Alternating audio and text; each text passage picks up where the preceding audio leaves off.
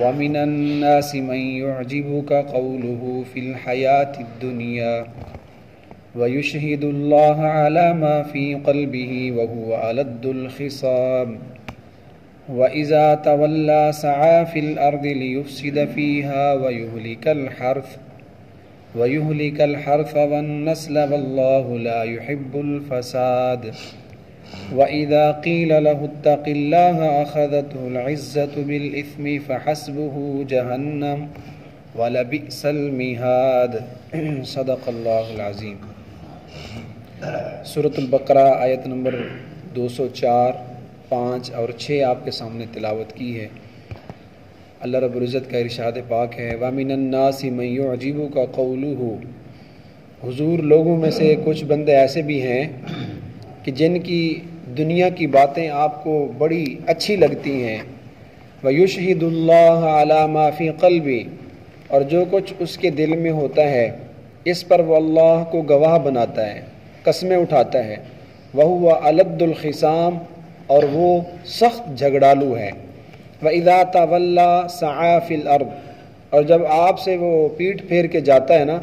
تو زمین میں وہ کوشش کرتا ہے لِيُفْسِدَ فِيهَا، تاکہ زمین میں فساد مچائے، وَيُهْلِكَ الْحَرْثَ وَالنَّسْلَ، اور آپ سے جانے کے بعد وہ کھیتیوں کو اجاڑ دیتا ہے اور نسلوں کو ہلاک کر دیتا ہے، وَاللَّهُ لَا يُحِبُّ الْفَسَادَ، اور اللہ وہ فساد کو پسند نہیں فرماتے، وَإِذَا قِيلَ لَهُ اتَّقِ اللَّهَ، اور جب ایسے بندے کو یہ کہا جائے کہ اللہ کا خوف کرو، اللہ سے ڈرو، تو آخذتہ العزت بالإثم، تو اس کا تکبر اور غرور اس کو گناہ پہ ابھارتا ہے، فحسبہ جہنم، پس ایسے بندے کے لیے جہنم کافی ہے، ولبئس المہاد، اور آپ کو پتہ ہے کہ جہنم بہت برا ٹھکانہ ہے۔ وَمِنَ النَّاسِ مَن يُعْجِبُكَ قَوْلُهُ، لوگوں میں سے کچھ بندے ایسے ہیں کہ جن کی دنیا کی باتیں آپ کو بڑی میٹھی لگتی ہیں، آپ کو وہ خوش کر دیتے ہیں جب گفتگو کریں تو۔ ما قبل کے ساتھ اس کا ربط یہ ہے، گزشتہ آیات میں 2 قسم کے آدمیوں کا تذکرہ ہوا تھا پچھلی آیات میں، کہ وَمِنْهُم مَن يَقُولُ، کہ لوگوں میں سے کچھ بندے تو وہ ہیں جو اللہ سے سب کچھ دنیا میں مانگنے کی خواہش رکھتے ہیں کہ اللہ بس سب کچھ ہمیں دنیا میں دے دے، آخرت میں ان کا کوئی حصہ نہیں ہے، وَمَا لَهُ فِي الْآخِرَةِ مِنْ خَلَاقٍ، وہ سب کچھ دنیا کو ہی ترجیح دیتے ہیں۔ اور دوسری قسم لوگوں کی وہ بتلائی تھی کہ کچھ وہ ہیں وَمِنْهُم مَن يَقُولُ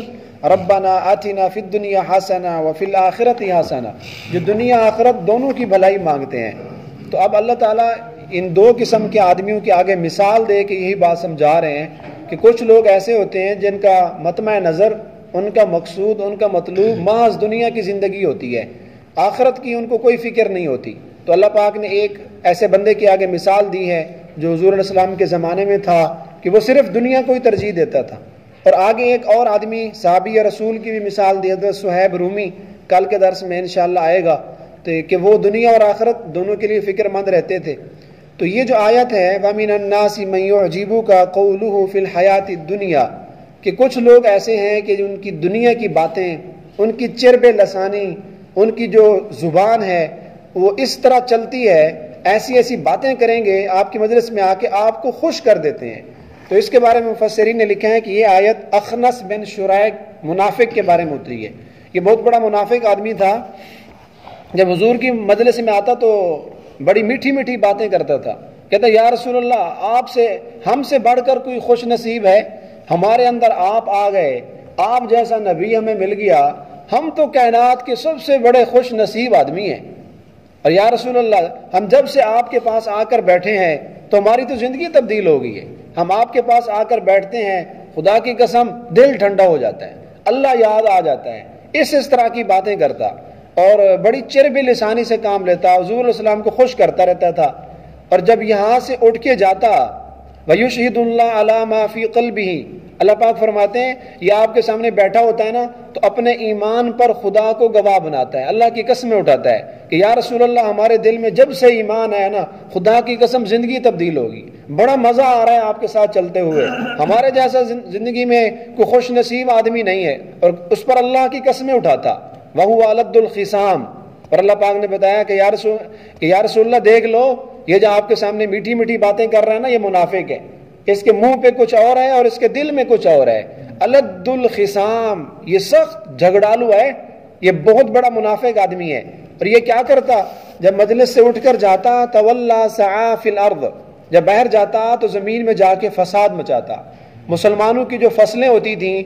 وہ کتنی محنت کے ساتھ اپنی فصلیں تیار کرتے اور ان کی گٹھڑیاں بنا کے پڑی ہوتی تھی، ان کو جا کے آگ لگا دیتا۔ اب دیکھیں ایک آدمی نے، کسان نے محنت کی ہو، اپنی فصل تیار کی ہو اور اس کی گٹھڑیاں بنی ہوئی ہوں، فصل تیار ہو، کوئی آ کر آگ لگا دے، کتنا دکھ پہنچتا ہے۔ تو یہ یہلک الحرث،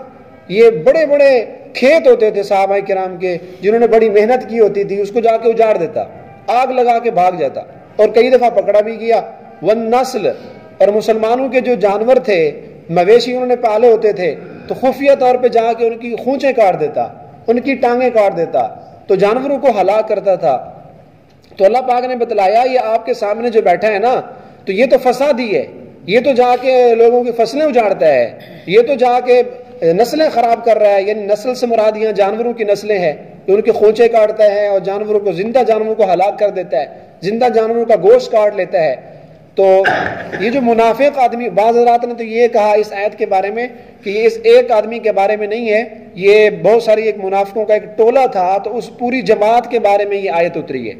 اور بعض حضرات نے یہ بھی فرمایا مفسرین نے کہ یہ آیت مطلق ہے، کسی ایک منافق کے بارے میں نہیں ہے، مطلقاً جو بھی آدمی مسلمانوں میں سے یا کافروں میں سے یہ بات کرے تو یہ آیت سب کے بارے میں ہے۔ تو یہ منافق آدمی دیکھیں اتنا خطرناک ہوتا ہے کہ حضور علیہ السلام جیسی عظیم روحانی شخصیت کو بھی اس کا پتہ نہ چلا۔ اب حضور کے سامنے بیٹھا ہے، باتیں کر رہا ہے، حضور بھی خوش ہو جاتے کہ شاید میرا دیوانہ ہے، سب سے بڑا میرا عاشق یہی ہے، سب سے زیادہ میرے اوپر فدا ہونے والا یہی ہے۔ جیسا کہ اللہ پاک نے اگلی ایک اور صورت میں بھی اس طرح کا مضمون بھیجا، وَإِذَا رَأَيْتَهُمْ تُعْجِبُكَ أَجْسَامُهُمْ، کہ منافق اس کے کام تھوڑے ہوتے ہیں اور اس کی باتیں زیادہ ہوتی ہیں، اور جب یہ آپ کے سامنے آئے گے نا، وَإِذَا رَأَيْتَهُمْ تُعْجِبُكَ أَجْسَامُهُمْ، تو اس کے جسم کی ظاہری بناوٹ، اس کی پھوں پھاں، اس کی ٹیپ ٹاپ، تُعْجِبُكَ أَجْسَامُهُمْ، اس کے جسم آپ کو بھلے لگیں گے، اس کی جو شخصیت ہے، اس نے جو لباس پہنا ہوا ہے، اس نے اپنی جو جسمانی بناوٹ بنائی ہوئی ہے، تو لوگ ان کی ظاہری شکل شباہت کو دیکھ کر حیران ہو جاتے ہیں کہ کتنا شاید کوئی بڑا آدمی آ رہا ہے۔ اللہ پاک فرماتے ہیں اس کے اگر کرتوت آپ دیکھیں تو سب سے بڑا فسادی ہے،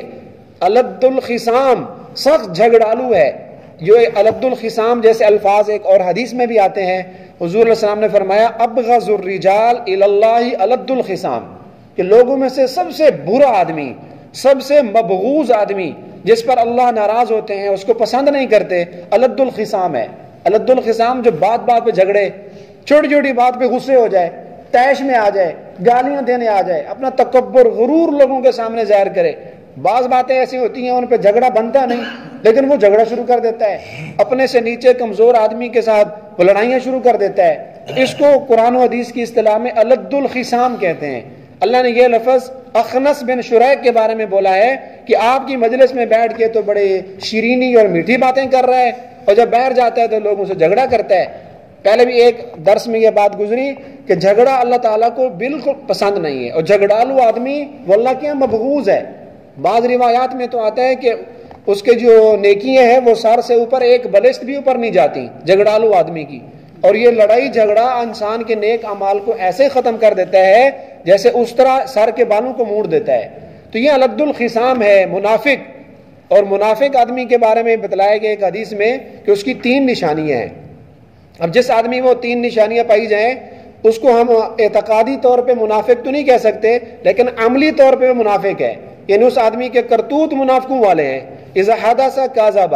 کہ منافق اس کی پہلی نشانی یہ ہے، آیت المنافق ثلاث، پہلی یہ ہے کہ جب بات کرے گا تو جھوٹ بولے گا، اس کی ہر بات جھوٹ پر مبنی ہوگی، سچی کوئی بات نہیں کرے گا۔ ہاں اس کے دل میں سچ ہوتا ہے، اس کا دل گواہی دے رہا ہوتا ہے، کیونکہ دل تو سچا مفتی ہے نا، وہ تو حق بات بتاتا ہے، لیکن دل میں کچھ ہوگا، زبان پہ کچھ لائے گا۔ وَإِذَا وَعَدَ أَخْلَفَ، اور جب کسی سے وعدہ کرے گا اس کی خلاف ورزی کرے گا۔ وعدے کا کوئی اس کو لحاظ نہیں ہے، میں نے کسی سے وعدہ کیا تھا، کوئی بات کی تھی، معاہدہ ہوا تھا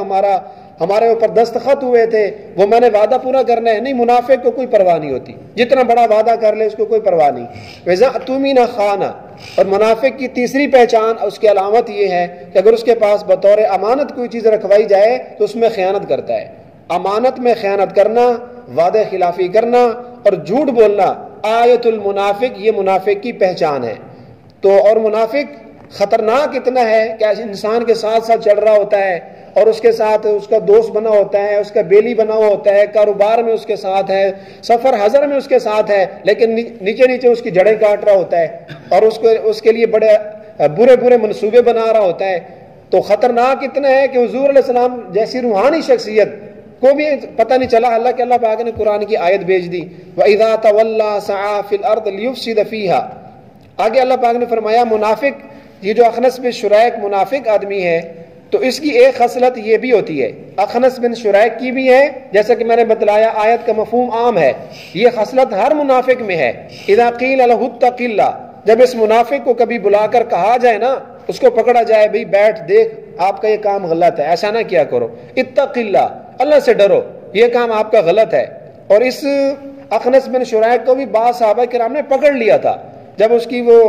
فصلیں اجاڑ رہا تھا اور جانوروں کی کھوچیں کاٹ رہا تھا تو صحابہ نے پکڑا، کہا بھائی یہ دیکھ تو کیسا کام کر رہا ہے، حضور کی مجلس میں آپ کیا باتیں کر رہے ہوتے ہو؟ کہ یا رسول اللہ بس ہم تو آپ کے عاشق ہیں، آپ کے ساتھ بیٹھے ہیں تو بڑا سکون آ رہا ہے، بڑا مزہ آ رہا ہے، یہ آپ فصلیں اجاڑ رہے ہو، یہ آپ کھوچیں کاٹ رہے ہو۔ تو پھر آگے غرور تکبر میں آ جاتا، جاؤ جاؤ اپنا کام کرو، آپ جو کچھ کر سکتے ہو تو کر لو۔ تو منافق کی ایک نشانی یہ ہے کہ منافق میں غرور بھی ہوتا ہے، منافق تو ہے ہی لیکن اس میں تکبر بھی ہے۔ کبھی اگر پکڑ کر اس کو کوئی سمجھانے کے لیے بٹھا دے اور اس کو کہہ دے اتق اللہ، یہ کام نہ کیا کرو،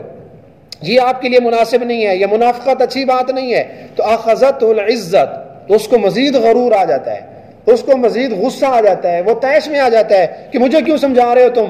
تم بڑے آگے ہو اللہ والے، مجھے پتہ ہے تمہارا بالاثم، تو مزید آگے طیش میں آتا ہے، مزید غصہ دکھاتا ہے۔ تو اللہ پاک فرماتے ہیں فَحَسْبُهُ جہنم، کرنے دیں اس منافق کو اپنی منافقت، جتنی کرتا ہے کر لے، آخر اس نے میرے پاس تو آنا ہے نا، فَحَسْبُهُ جہنم، اس کو جہنم کافی ہے۔ جہنم میں اللہ پاک نے منافقین کے لیے ایک اسپیشل ایک جگہ بنائی ہے، فِي الدَّرْكِ الْأَسْفَلِ، یہ جو منافق لوگ ہیں جہنم سے سب سے نچلے گڑھے میں جائیں گے، جہاں جہنمیوں کا پیپ، جہنمیوں کا خون جائے گا، تو ساری آلائشیں جہنمیوں کی وہاں جمع ہوگی، بدبو ہوگی۔ تو اللہ پاک نے منافق کے لیے درک الاسفل، جو قرآن مجید میں اللہ پاک نے ایک وادی کا نام ذکر کیا، تو یہ منافقین کے لیے بنائی گئی ہے۔ وَلَا بِئْسَ الْمِہَادُ، اور اس منافق آدمی کو جہنم میں ہم ڈالیں گے، اور جہنم کیا چیز ہے؟ وَلَا بِئْسَ الْمِہَادُ، سب سے برا ٹھکانہ ہے۔ اللہ پاک جس چیز کے بارے میں خود فرما رہے ہیں کہ دیکھو، جان لو، سمجھ جاؤ، ڈر جاؤ کہ جہنم بہت برا ٹھکانہ ہے۔ تو اللہ پاک کی بات اور قرآن میں جو بات آ گئی یقیناً وہ سچی ہے، جہنم سب سے برا ٹھکانہ ہے۔ اللہ تعالی ہم سب کو اسے محفوظ فرمائے۔ ایک حدیث پاک میں تو منافق کی علامت اور پہچان حضور علیہ السلام نے نفرت دلانے کے لیے یوں سمجھائی، فرمایا دیکھو جو منافق آدمی ہوتا ہے نا، اس کی مثال اس بکری کی سی ہے جو جفتی کھانے کے قابل ہو چکی ہے، اب وہ بکرا ڈھونڈ رہی ہے تاکہ وہ جفتی کھائے اور گابن ہو۔ تو جب بکری ایسی ہوتی ہے، ہماری زبان میں کہتے ہیں بھی وہ بکری اٹھی ہوئی ہے، یعنی اس کو کسی بکرے کی ضرورت ہے، تو منافق کی مثال اس بکری کی طرح ہے جو جفتی کھانے کا انتظار کر رہی ہے، اور جفتی کھانے کے لیے کبھی اس نر کے پاس جاتی ہے، کبھی اس نر کے پاس جاتی ہے، اس کو سکون نہیں آتا۔ تو منافق کی مثال بھی اس جفتی کھانے والی بکری کی طرح ہے کہ اس کے ساتھ بیٹھے گا تو اور باتیں کرے گا، اس کو اس کے بارے میں اوپر نیچے کی باتیں کر کے لڑانے کی کوشش کرے گا، اچھا جب اس کے پاس اٹھ کے جائے گا، دوسرے کے پاس جائے گا، پھر اور بات کرے گا۔ تو یہ لوگوں کو آپس میں جھگڑانے والا، لوگوں کو آپس میں لڑائی جھگڑا کروانے والا، یہ اس جفتی کھانے والی بکری کی طرح ہے۔ یعنی حضور علیہ السلام نے بڑی خست میں بڑی ایک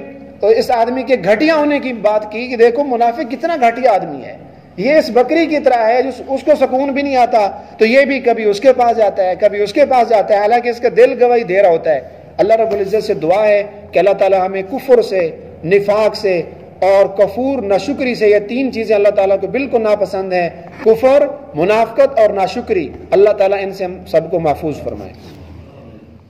میرے سے دعا فرما دیجیے۔